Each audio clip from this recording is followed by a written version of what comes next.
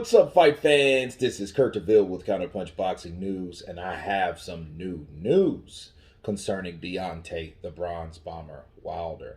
You know, a conversation came up about Deontay Wilder, and the question was, or the discussion was, why was he so fatigued? Okay. And I want to do a video about this, and I want to give you reasons why, not excuses, but reasons, because you can clearly see he was tired. If you look at the third round, Wilder went down rather easily. You know, I mean, he got caught with some rights, and then I think it was that one punch that he was getting caught with on that left side that first started bothering him. You know, that might have been some type of residual effects from the last fight, because he was hitting that same place, and Tyson Fury targeted that area, you know, and it was easy for the height and weight on Wilder. You know, they're about the same height. You know, they looked each other eye to eye, so it's easier for Tyson to come overneath, especially when a defensive error hasn't been corrected. Okay, so he got caught in that. That gave him, that would kind of make you discombobulated a bit, but that didn't explain his fatigueness. You know what I mean? You've seen fighters that's full of energy, like Zab Judah, when he got caught with that right against Costa Zoo, if you guys can remember. And Costa Zoo nailed him, and he hit the canvas hard, okay? But he was full of energy, and he got up, and his legs, of course, weren't under him, you know, but he was full of energy. That didn't mean he was fatigued. That means he was discombobulated. So those are two different things. Well, for one, you guys also know one of my reasonings, or one of my, I've explained one, it was his weight gain. Wilder comes in at about, normally, comes in at about 225 pounds, 220 pounds, okay? Sometimes he was reported he was 219, then 209. He's supposed to have been sick. But if you notice, the thinner Wilder is, if Malik Scott hears anything from any of these videos that he can take and extract and use for Deontay Wilder in his next fights, if they're going to be a next fight, would be his weight. Okay? Get that shit off of him. He's not, you don't have to be bigger to take on someone bigger. Okay, that's just like David Tua was 250 but 5'9", thinking that was going to work against someone that's already 250 and 6'5", like Lennox Lewis. It didn't help him at anything. It made him less mobile. You know, the power was going to be there anyway. Okay, because he's naturally powerful. So is Wilder. Okay, Wilder is a naturally powerful guy. The right hand can hit you, hurt you, knock you out, drop you, and all the above. Okay, he has a detonator. He has a scud. Okay, so you don't need to get bigger to compensate for something you already have. Okay, that's what they don't realize.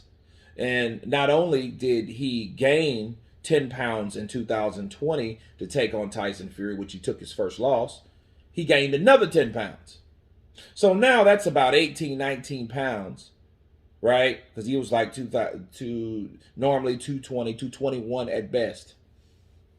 Now you got that amount of weight on you. So you got that amount of weight on you, and you're throwing punches, and, you know, he's eager. Okay, I think his breathing was jacked up a bit too. So that's another thing. But mind you, that all coincides with how big you are.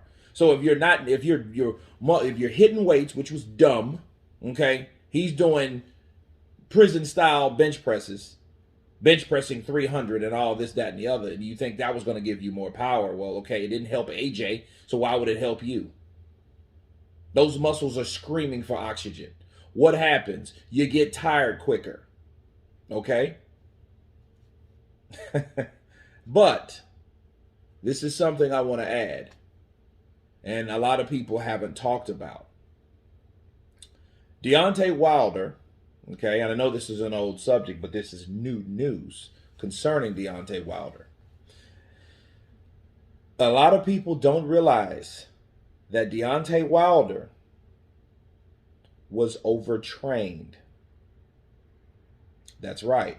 He was overtrained. See, if you notice the dedication Wilder put in to fight, to beat, to defeat Tyson Fury, won it back in blood, built a whole facility right at his house so he can get his ass up and go right to that facility, right?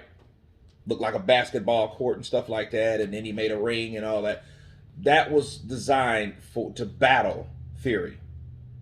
But what was the difference between that training and training with primarily JDs and Mark Breland? A lot. Okay? And when you train like that and you're not accustomed to training like that, you can overtrain yourself. And I feel is one of the major reasons, the weight gain and the overtrain. Okay? See, the overtraining element comes into play where you've done so many rounds that your body's wore out because you haven't had the proper amount of time to rest. And I think a lot of that had to do with who? The fucking people that were spreading all the lies about him. See, if you know you have a consortium of different people are rooting for you, are protesting for you, saying that you was cheated, saying that you were done wrong, saying that you had a criminal case, and they're building this case for you, right? That's going to make you more antsy. It's going to make you angrier. It's going to give you this sense of enrage. Because Wilder was mad, bro. Did you see him at that press conference? Think about it. Wilder was angry. And he was angry to the point where he didn't even want to talk. Until Tyson got to...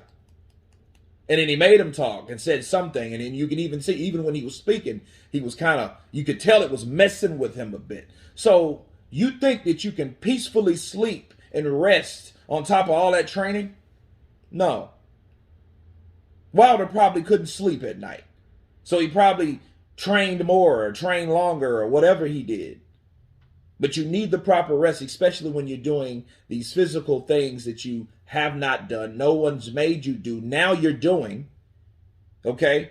But you're not resting. You don't have the rest and the meditation and the prayer behind it and all the other stuff that you need to compare you or prepare you with what you got to do. Deontay Wilder was overtrained. That's it. He wasn't accustomed to the workload. Okay, it wore him out. Just imagine you doing a job. You went from a white collar and they throw you in a blue collar type situation on a damn assembly line. Right? Shout out to Tip. Right? So imagine that. You're going to be wore out. And in boxing, you train to condition yourself. But if you're not sleeping, that's not proper condition, and that's where you call overtraining. Okay, because you're not doing the right things. So not only you're doing something foreign, you're not doing what you should be doing. And I think he didn't rest. He didn't rest those muscles that he's piling on. So it's a combination of all those things.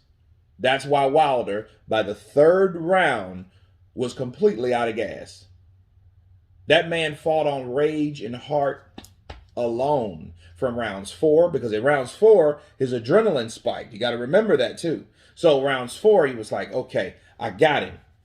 I got him with this punch. So everything's adding up. He's probably thinking, you know what I mean? Because Wilder gets emotional, especially when it comes for him catching somebody he's been waiting that whole fight for. And this happened in round 4. And he not only knocked him down once, but he got a second knockout, and they counted knockdown as well. So that's another spike. Okay, so a lot of you got to look at all these things, and that's another factor. And then when your adrenaline is that high, then when you calm down, you're that much tired because now he's, okay, he was already tired in the 3rd round. Now the 4th round, pay dirt. Oh, let me get him. He falls. Tyson Fury gets back up. Tyson Fury pretty much took a dive. But that's still, that adrenaline, that doesn't stop his adrenaline from spiking up. Okay. So that is another factor as well. That is why Deontay the Bronze Bomber Wilder was out of gas. But anyway, you guys tell me what you think about this video. Of course, please subscribe. And you guys been Counterpunch. Peace.